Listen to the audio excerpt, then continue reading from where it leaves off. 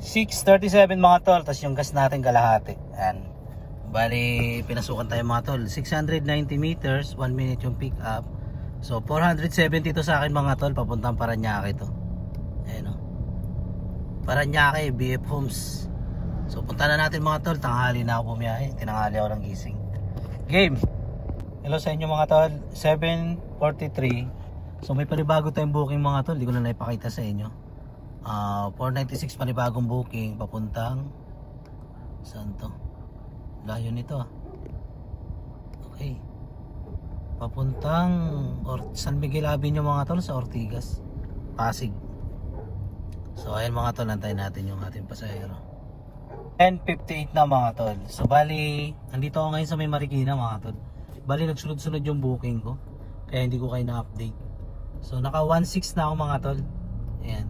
So tingnan natin yung pecha para makita nyo mga tol. 5 bookings. Friday 15 ng November mga tol. So 1.6 na yung kinita natin. So ayan mga tol. So ayan mga tol, naiihi ako. Ganito talaga siguro kapag driver, ang karamihan na nagiging sakit kung hindi high blood, stroke, diabetes, ang sakit mga tol sa kidney.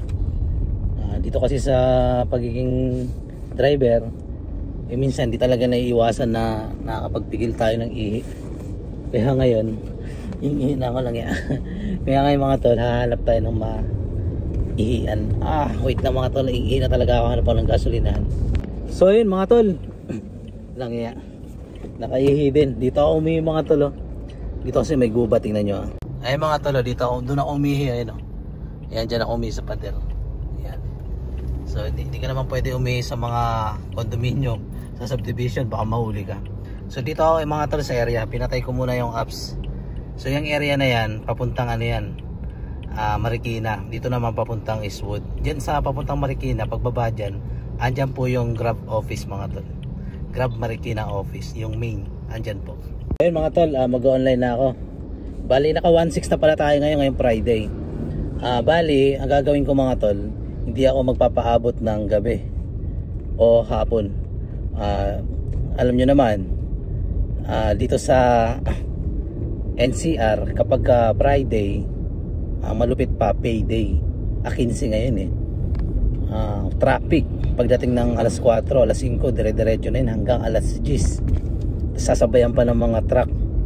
Kaya ang pinaka the best at payo ko sa inyo, laging agahan ng biyahe mga tol.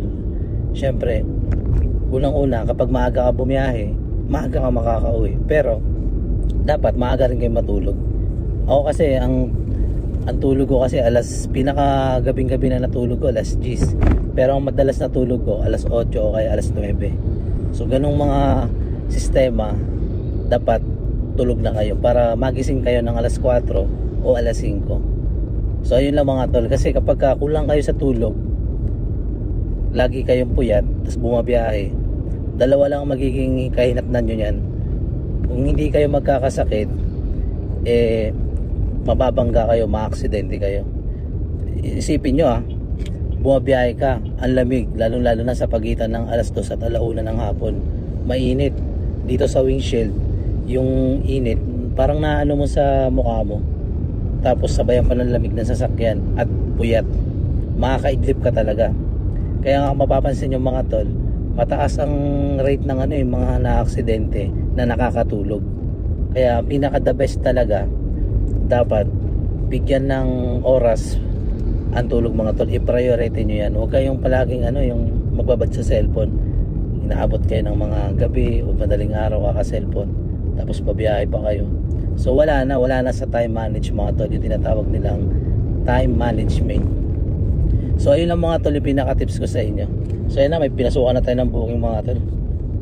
Nga pala mga tol, magagas muna ako dito sa Uni-Oil. Dito kasi ako lagi nagpapagas dahil meron akong discount dito. Kung makikita nyo kanina, ang gas ko ay kalahati, diba? So halos 2 bar na yung nabawas. So kailangan ko magas mga tol, baka kasi maipit ako sa traffic at mapipilitan ako magpagas sa sa mamahaling gasolina. Dito kasi may discount ako meron akong discount na 3 pesos per liter mga tol, basta meron ka lang apps ng Uni-Oil. So yung mga tol, pagas tayo. So ayun mga tol, 1,000 pesos. So makikita nyo yung gas ko. Kalahati lang yan kanina, di ba? Ang laki na naidagdag, no? So tama-tama lang yan mga tol. Sana kumita tayo ngayon. So may booking tayo, panibago. 200 pesos ang akin. At ang kanyang drop off ay sa... Saan ba to? ADB mga tol, Ortigas Center. So pwede na to. 1 kilometer ang pick up at 4 minutes lang ang pupuntahan. So puntahan na natin yan mga tol. Mga tol, andito na tayo sa Ortigas. So pinasukan tayo ng booking mga tol ulit. Ay baba ko na yung pasahero. Ortigas, maraming building. Bali 371 mga tol, bagong pasok lang. Papuntang Terminal 2. Ayun mga tol. Terminal 2 mga tol. Ayun, Terminal 2. So puntahan na natin mga tol. Game. Mga tol, andito na ako sa may pick up location. Ayan na yung pasahero ko nag-aantay. So, yun yung mga tol, pasahero ko, ayun o. May dalang maleta. Ayun o. Punta ko na mga tol. 12:54 na mga tol. Andito na ako sa Terminal Airport. So, may AirAsia. Dito naman, dito mga tol, Cebu Pacific. Yan o. Cebu Pacific dyan. Doon naman sa kasunod, AirAsia. Tapos, doon naman, domestic. So, kanya-kanyang kategorya yan mga tol. So bali dinrap up na natin to. Yun. So bali mga tol, naramdaman ko at medyo matraffic na ngayon mga tol. Nakita ko talaga. So naka 2,197 tayo mga tol. Bali magsiset destination na ako mga tol. Uwi na ako. Wawa. Ay, dito tayo sa Wawa Tanay mga tol. Yan, para makakuha tayo na mas malayo. So ang gagawin ko ngayon, pupunta ako ng departure. So, ay ano pala, arrival. Nandito kasi ako sa departure eh. So, punta tayo dun. Ayun mga tol, nag-set destination na ako ng pauwi. Dito kasi sa ano, pag payday tapos biyernes pa, marami po kasi mga nag-uuwian. Alas 3 pa lang, matindi na ang traffic. Kaya ang gagawin ko, alauna, mag-alauna na eh, 12:56 na eh. Gagawin ko para makaiwas ako sa traffic, magsiset destination na ako ng pauwi. Sana makakuha ako mga tol. Andito ako sa ano eh, sa may departure, nasa taas ako. Kaya ang gagawin ko, bababa ako at u-turn ako doon. Ang layo-layo.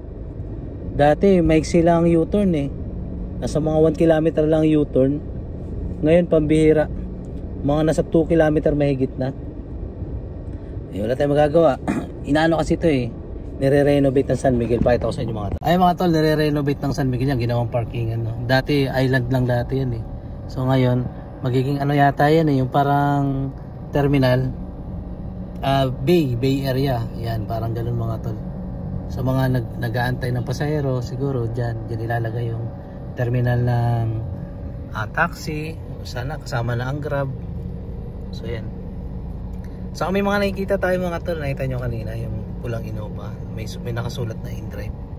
Kung ikaw ay may apps ng Grab, huwag ka magpapakabit ng ayan o, magpapakabit ng InDrive na apps. Huwag kang mag-ano dun, huwag kang magpapakabit kasi pag nalaman ng Grab company yan, pwede kang matangkal. Ay, nalaglag. So yun mga tol.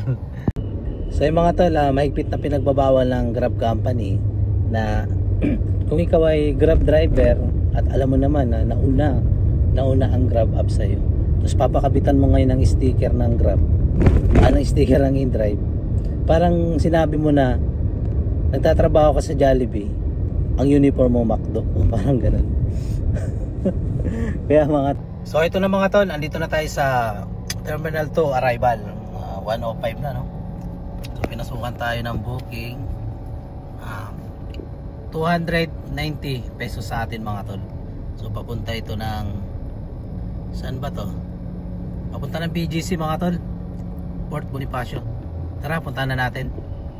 Arrival oh. Ayun gwardiya mga tol oh.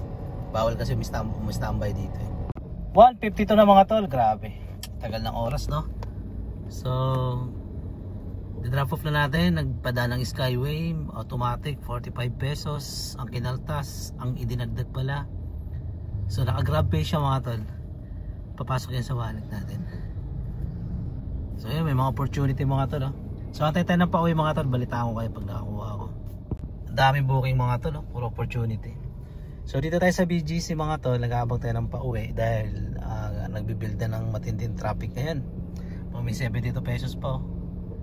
Dito, alam nyo ba dito sa BGC wala ganong tricycle at ano dito, jeep. Wala talaga, bawal dito ang jeep at tricycle mga tol. So ang pinapayagan lang dito Grab at angkas, ang mga MC taxi ganun. Hello sa inyo mga tol, andito nga pala ako sa may SM Mega Mall. Pero nandito pa ako sa Shangri-La. Bali papunta pala ako ng SM Mega Mall.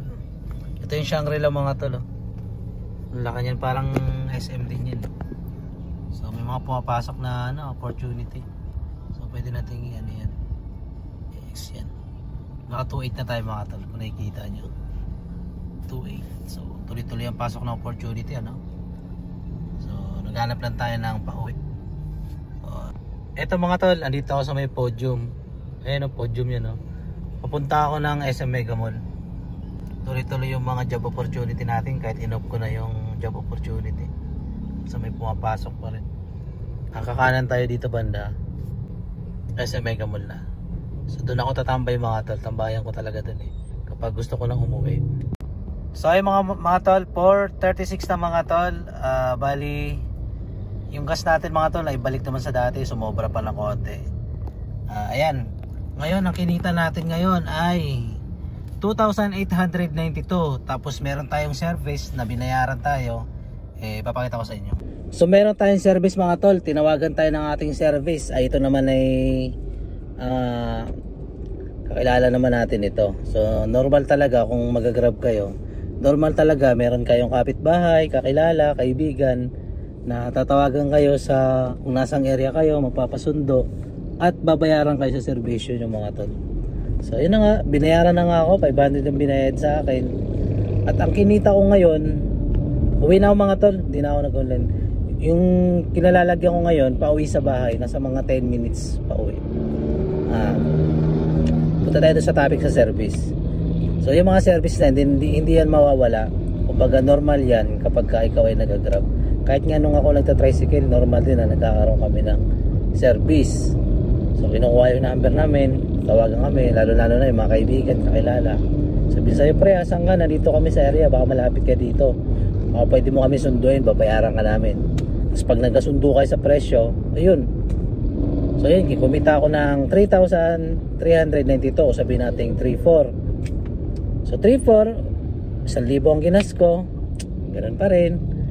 2,400, tapos bawasan ng 1,000 para sa maintenance at hulog ng sasakyan, 1,400, tapos bawasan ng 500 para sa bahay, panggastos doon, pangkain. So nasa 900. So meron ulit tayong 900 na savings ngayong Biyernes mga tol. Ayun, kahit pa paano hindi na masama. Bumiyahe ako ng alas 7 hanggang alas 4:30. So ilang oras lang yun, wala pang 12 hours, pero kumita na tayo ng ganun, malinis na 900 na savings mga tol. So ayun lang mga tol, sana nagkaroon kayo dito ng idea at inspirasyon na sana balang araw magkita-kita rin tayo sa daan. May mga nakakilala na sa akin, bumabati sa akin kapag magpapagas ako, umiihi ako sa mga gasolinahan, nakikita nila ako. So yun na, binabati nila ako. So yun lang mga tol, di na tayo magtatagal at hanggang dito na lang. Maraming salamat. Salamat sa pagsama ngayong araw na to. Ingat kayo dyan at God bless.